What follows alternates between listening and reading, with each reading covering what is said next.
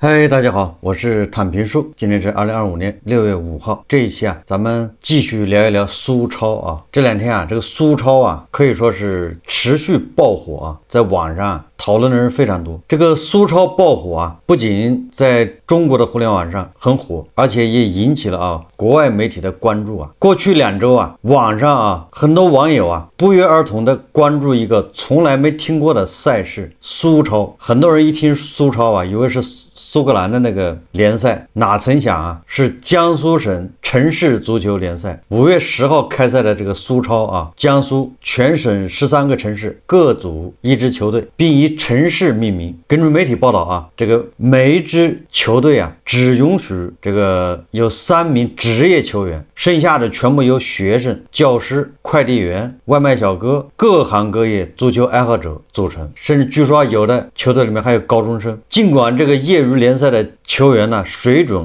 不及职业比赛，但球迷们观赛热情空前高涨。开赛2轮以来，场均观赛人数近1万人，一些场次上座率甚至高过中超，也就是中国足球超级联赛。所以称之为苏超一点都不过分啊。而且他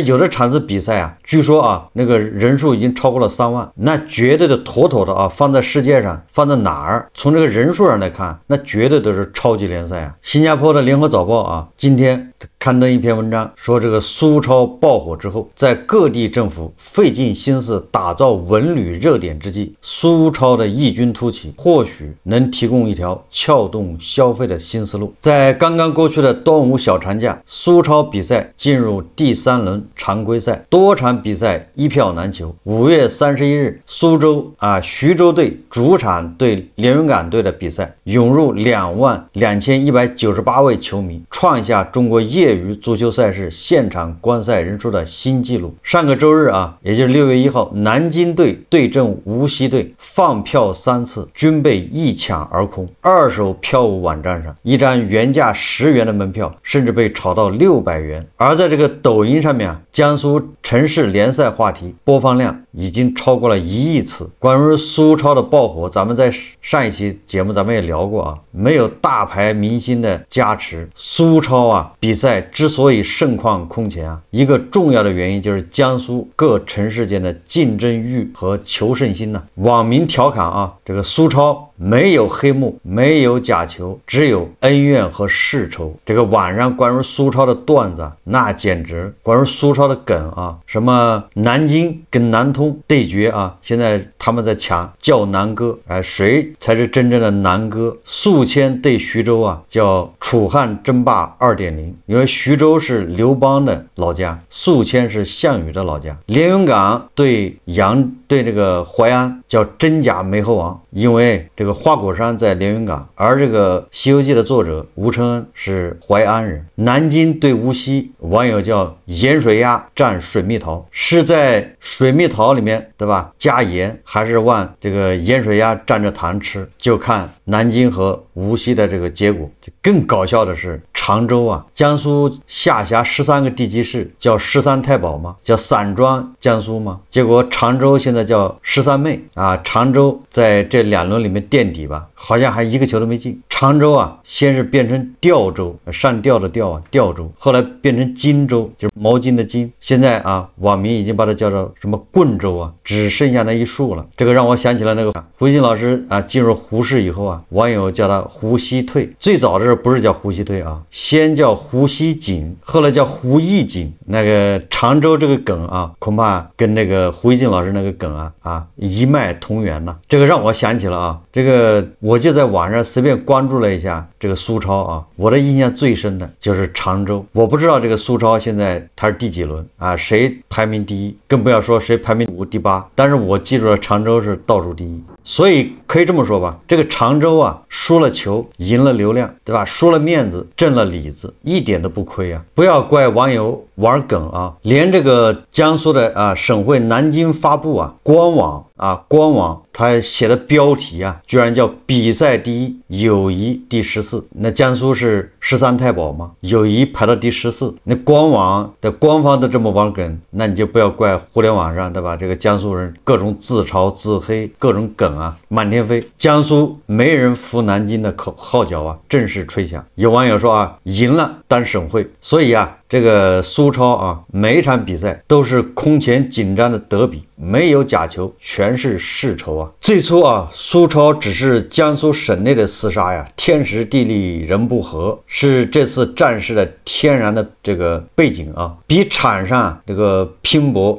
挥洒这个汗水啊，更精彩的是网上的口水战、流量，对吧？13个城市的陈年旧战、产业暗战，全被这个段子手啊翻了出来，甚至连美食都不放过。我记得不太清楚啊，就是好像是那个淮安输给镇江了吧，然后就有淮安的网友就说要对镇江的那个陈醋啊加100%的关税。那个镇江输给连云港或者是哪个其他城市吧，我记得不太清楚啊。然后就据说镇江的网友就威胁啊，镇江要给连云港断货，让你们醋都吃不上。当然了，据说最激烈的还是南歌争夺战啊，说第一轮开战，南通客场对南京，这个南通啊毫不含糊啊，一点都不给这个南京面子，一点都不在乎他是不是省会城市啊，2-1直接拿下比赛。然后球迷兴奋的高呼啊，叫南歌。你千万不要以为啊，这个城市名字里面带个南的才叫南歌。连云港和泰州啊的第一个不服，也加入了这个南歌争夺战。为什么呢？因为连云港说他只认一个南歌，因为连云港下面有个县叫灌南，那个县我记得很出名啊，他的出名就是让我记住的是，好像那儿有个女辅警啊，还是女警察，长得很漂亮。完了之后，把那一个县的好多这个对吧戴帽子的都拖下水了，就是那个灌南县。我有印象啊，连云港就说了，我也有资格叫南歌，所以他也要争夺南歌这个头衔。那个泰州呢，那就更有意思了。他说这么说的话，我也可以叫南歌啊，因为我们下面县啊没有带南的，但是我们下面有一个镇啊叫代南镇，所以我们也有资格叫南歌。所以现在南歌混战啊，现在都在争夺江苏唯一的南歌，谁才是真正的南歌？我觉得这个苏超的爆火啊，它起到了一个作用，就是网友以前啊都知道这大概知道吧，散装江苏，但是就是江苏之外的网友啊，不知道这个江苏散装到什么程度，对吧？大家对这个江苏的感官就是经济很厉害，全国排第2呀，经济大省。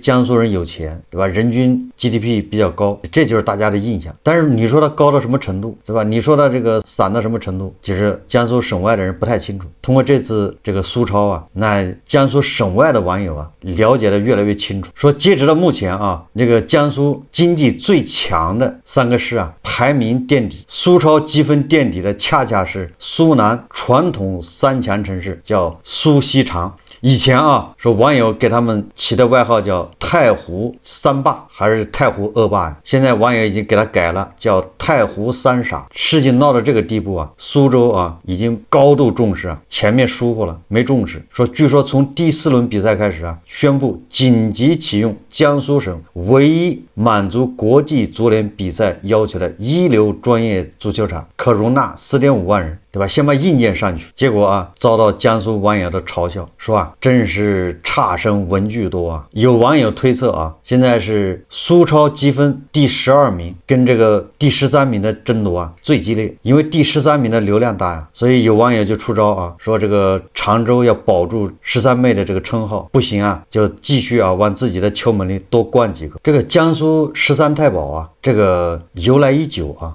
它的形成啊，不光是经济，对吧？它这个文化形成，一个是跟地理因素有关，淮河、长江把江苏分成3个部分，再加上历史上啊，这个地方典故啊，故事比较多啊，又是这个淮海穿越区啊，江淮官话，然后到了苏州叫吴侬软语，所以在这个江苏之外啊，除了江苏省，那个江苏人介绍自己啊，不说自己是江苏啊，都说自己是哪个市的，甚至啊哪个市的也不说，有的人就直接说自己哪个县的。你比如说啊，宜兴人，他不说自己是无锡啊，他就说自己是宜兴的。这个昆山人呢，自报家门，他也不说自己昆山，他就是昆山。所以大家在这个苏超的那个足球比赛的现场啊，那看台上那个横幅啊，那简直是五花八门。你比如说啊，这个苏超观众席上就出现一张大红色的横幅，上面写着中国绥宁助威淮海徐州。这一般人看了这个就云里雾里的，不知道什么意思。这个绥宁啊是徐州下辖的一个县，他肯定是给他那个市，也就是说啊，绥宁是徐州市下面的，他给徐州市助威啊，对吧？他打的横幅是叫中国绥宁，他不说徐州绥宁啊，更不说江苏绥宁，人家直接定位就是中国绥宁。所以说啊，这个在江苏啊这儿谁也不服谁，已经不是13太保内部，也是谁也不服谁啊，这是它的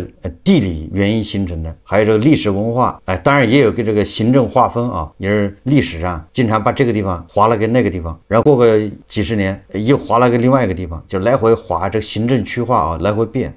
的最后结果就是谁也不认同谁。我觉得更主要有原因啊，这个江苏的13太保能斗起来啊，是因为他们这个13个地区啊，虽然这个 GDP 差异啊，有穷有富的，但是他们一个个的拿出来，就是贫富悬殊没那么大，就是经济啊，它都不差，一个个的拿出来啊，在全国都能叫大哥。这个2024年，他那个江苏13太保里面最差的就是连云港，排第13，它是 GDP 啊4663亿。不要看这个4663亿啊，这个数字，它比很多省会城市啊都要多啊。那至于排第一的苏州，对吧？那是最强地级市啊。苏州的 GDP 比很多省份一个省都要多啊。连云港和苏州之间啊差距还比较大，但是它这个差距大呀，跟这个你比如以广东为例吧，广东是经济第一大省啊，那个广东发展就显得不太均衡，也就是它广州和这个深圳啊，基本上就把全省的 GDP 包揽了1/3甚至一半。如果把珠海加上啊，那其他的地方就特别穷，对吧？它那个粤北啊，所以有网友就说了啊，如果广东也搞这种城市足球联赛，那最后就搞成什么呢？搞成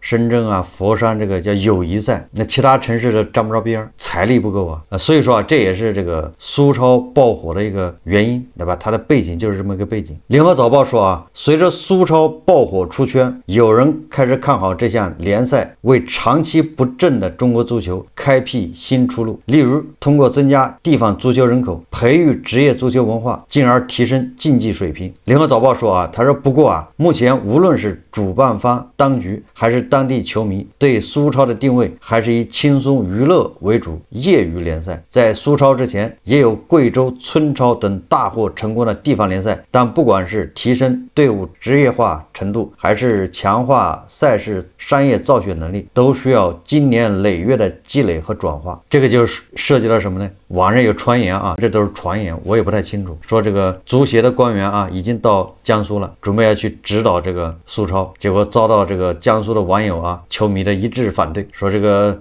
苏超不需要海参，足协啊不要来捣乱，对吧？你不指导还好，你一指导这就很快就要黄。我倒是支持这种观点啊，应该有就是足协要放权，对吧？让江苏自己搞、自己玩，自娱自乐，全民参与，对吧？如其探讨啊，苏超在中长期提振中国足球水平的可能，还不如去探讨啊这个赛事短期内刺激消费、拉动内需的潜力，把它当做一个线上线下，对吧？这个全民参与的一个狂欢，对吧？至于对这个足球水平，对吧？足球项目推动那个倒是在其次啊。以常州为例啊，反正常州人家是垫底，常常剃光头，对吧？现在已经变成棍州了，但是啊，人家常州啊，当地借赛事东风，推动文旅消费，在和扬州比赛期间宣布，常州所有 A 级景区对扬州市民免票，吸引扬州游客超6万人。这不就是典型的输了比赛赢了经济吗？输了面子赢了里子啊！这个镇江在入宿迁比赛期间，对宿迁市民免费开放当地国家级景区，带动当地西津渡景区夜游人数增长3倍。正好啊是端午假期，所以啊咱们这个官方数据显示啊，这个整个端午假期中国民众国内出游啊总花费同比增长 5.9%。相比之下啊，同期举办苏超比赛的常州、徐州、南京等6个主场城市文旅消费总额增长 15%， 也就是这个增速啊比这个端午假期啊，中国这个整个的出游总花费接近6%的增长还多得多，那就跟这个苏超有很大的关系。当然我们不能不提一下啊，这个彭博社的一篇报道啊，说尽管中国端午假期出游人数增加，但人均消费还是持续下降。但是这个外媒他认为啊，这说明了中美贸易休战未能扭转因美国关税政策带来的消费信心低迷。中国文旅部数据中心数据显示，端午节3天假期，中国国内出游1.19亿人次，同比增长5.7%，国内出游总花费427亿元人民币，同比增长5.9%。彭博社根据官方数据计算得出，游客人均消费仅359元，同比下降2.2%。与同样为假期是3天时间的清明节相比，端午节也是3天，清明节也是3天，那么这个端午节比清明节跌幅更为显著。清明节的人均消费是457元，端午节就变成359，差在哪儿了呢？一个是纪念屈原，一个是纪念先祖。你总不能说是纪念自己祖先花钱就花的多一点，实在一点，纪念屈原花的少一点。实际上还是就是大家就是消费越来越低迷，玩归玩，但是裤腰带是越勒越紧呐。这个假期消费是衡量中国消费力强弱的重要指标。长期以来，消费一直是中国经济短板，目前正寄望通过内需对冲外部冲击，并吸收过剩的制造业产能。此次端午节假期期间，中国消费经济领域的节日庆祝气氛相对低迷，部分原因在于全国大范围出现阴雨天气，就是老天公不作美。根据在线电影票务平台猫眼娱乐的数据，虽然端午档的这个电影票房同比增长21%，达到4.6亿元，但这仅为2023年同期票房水平的一半左右，也就是连电影院都不行了，更差。这个彭博社报道称啊，最新数据折射出中国消费动能的整体走弱，在就业与收入前景不明的背景下，中国家庭在消费上依然趋于谨慎。目前中国经济仍面临房地产低迷、通缩压力以及中美贸易关系紧张等多重挑战。分析师预计5月社会消费品零售总额同比增速将连续第2个月放缓。财新网星期二，也就是6月3号公布的数据显示，5月财新中国制造 PMI 从4月的50.4降至48.3，不及50.7的预测值，这也是32个月来的新低，这些通缩更加严重了，并且是指该指数自去年10月来首度跌破50，意味着中国制造业在这8个月内首次萎缩，就是制造业也在萎缩。4月中国社会消费品零售总额同比增长5.1%，增速较前一个月回落0.8个百分点，低于市场预期。一年一度的618电商促销正如火如荼的展开，但根据业者反馈，今年虽然大促开启的时间更早，但销售数据比往年还差。消费者到底是没钱可花还是不想花钱？在提升民众收入的同时，如何找准切口激发消费意愿是拉动消费的关键。618比往年更差，实际上从这个拼多多的财报就能看出来，它已经预示了618肯定是不行。这个国补让京东让天猫他们相当于提前把这个消费能力给它满足了，提前收割了，那这个618一定是叫不及预期所以这个联合早报认为他说在人均 GDP 位居全国第3的江苏，居民富裕程度和消费能力领先大多数地区，但自从2021年江苏苏宁足球俱乐部解散，使得球迷陷入无队可看的尴尬处境。苏超的出现为他们提供支持主队的窗口和观赛消费的动力。当然苏超的经验不是各地能轻易复制，并非每个省份的城市都像江苏13太保一样发展均衡、财力雄厚，且都拥有适合举办大型比赛的优质场馆、快速整合资源的专业能力。不过此前的贵州村超、淄博烧烤、哈尔滨热潮出圈方式各不相同，但都是因地制宜成功案例。在各地政府加大力度鼓励以旧换新，费尽心思打造文旅热点之际，苏超的异军突起或许能提供一条撬动消费的新思路。我觉得苏超这个 IP 打造好了得撬动江苏省内这种各种旅游，对吧？线上线下结合，促进江苏省内这个消费，肯定是很有帮助的，对吧？足协充分放权，不要干涉。但是苏超啊，对全国其他省份的或者对江苏之外的人的吸引力啊就没有那么强，恐怕更多的在网上看热闹玩梗，因为你毕竟没有那种叫代入感，就是你作为一个外省的人，你跑去看南京跟南通之间争南歌，你没有办法叫去体会，对吧？你更多的是当做一个旁观者，所以他这个吸引力就没那么强。一个陕西人，他跑到江苏去看球，看谁呢？他支持哪个球队呢？所以他要去的话，也顶多就是看个热闹。所以我觉得啊，这个苏超他对江苏省内的这个民众啊，这消费刺激更大。所以说苏超啊，也是在当今啊这个消费低迷下的难得的啊一抹亮色啊，至少是江苏省内对吧经济发展的一个动力啊，这不就是消费吗？当然了，它这个动力到底有多大，到底能走多远，这个值得关注啊。好，这期节目我们就聊到这里，感谢大家收看。如果喜欢我的节目，欢迎订阅转发，也可以在下方留言评论，谢谢大家。